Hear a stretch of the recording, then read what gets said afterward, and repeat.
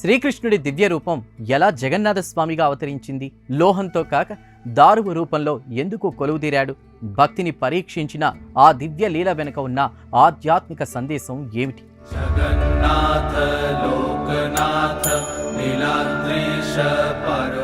ప్రపంచంలో ఎన్నో దేవాలయాలున్నాయి, కానీ జగన్నాథ స్వామి ఆలయానికి ఒక ప్రత్యేకత ఉంది.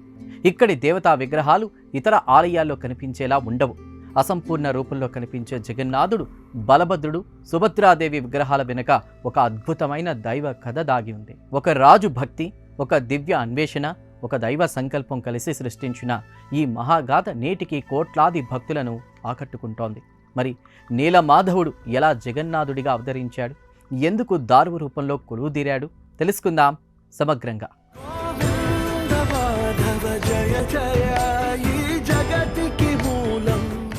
సనాతన ధర్మ సంప్రదాయంలో జగన్నాథస్వామి అవతార రహస్యం అత్యంత విశిష్టమైనది. ఈ కథ భక్తి, దైవకృప, విశ్వాసం, ఆధ్యాత్మికతల సమ్మేళనంగా నిలుస్తుంది. పురాణాల ప్రకారం మాళవ దేశాన్ని పాలించిన ఇంద్రద్యుమ్న మహారాజు విష్ణు భక్తుల్లో అగ్రగణ్యుడు. ఒకరోజు ఆయనకు నీలమాధవుడు అనే విష్ణుమూర్తి గురించి సమాచారం అందుతుంది. భూమిపై స్వయంగా విష్ణువు కొలువుదీరిన ఆ దివ్యమూర్తిని దర్శించాలనే కోరిక రాజు హృదయంలో బలంగా కలుగుతుంది. వెంటనే తన విశ్వసనీయులైన వారిని అన్ని దిక్కులకు పంపిస్తాడు.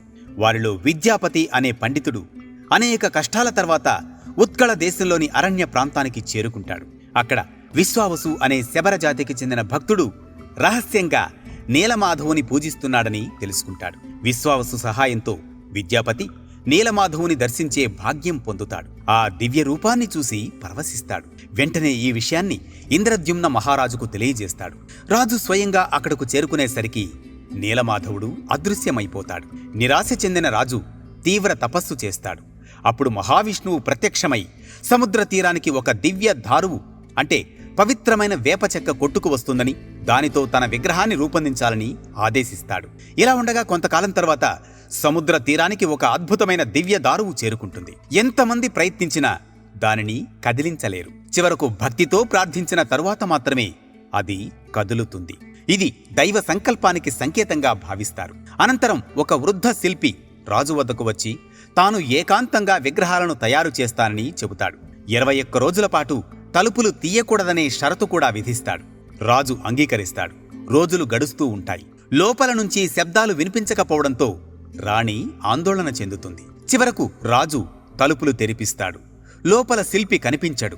అయితే జగన్నాథుడు, బలభద్రుడు, సుభద్రాదేవి విగ్రహాలు అసంపూర్ణ రూపంలో కనిపిస్తాయి. అప్పుడు ఆ శిల్పి స్వయంగా విశ్వకర్మ భగవానుడేనని రాజుకు అర్థమైపోతుంది. అలా దైవ సంకల్పాన్ని మధ్యలో అడ్డుకున్న కారణంగా విగ్రహాలు ఆ రూపంలోనే మిగిలిపోయాయని పురాణగాథ చెబుతోంది.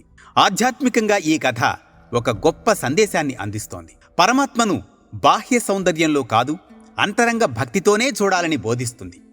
జగన్నాథుని అసంపూర్ణ రూపం పరిపూర్ణమైన దైవత్వానికి ప్రతీకగా నిలుస్తుంది. దారువు రూపంలో కొలువుదీరడం ద్వారా జగన్నాథుడు ప్రకృతితో మనిషి అనుబంధాన్ని గుర్తు చేస్తాడు. ప్రతి జీవిలో, ప్రతి అణువులో, ప్రతి రూపంలో భగవంతుడు ఉన్నాడనే సత్యాన్ని ఈ అవతార రహస్యం తెలియజేస్తుంది.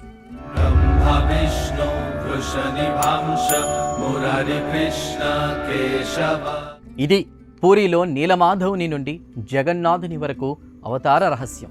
ఇలాంటి మరో ఆసక్తికర అంశంతో మళ్ళీ కలుస్తుంది మీ మదిని వెలిగించే భక్తి దీపం, మీ జీవితాన్ని పండించే దివ్యధామం. హరిహర టీవీ భక్తిప్రదం. నమస్కారం.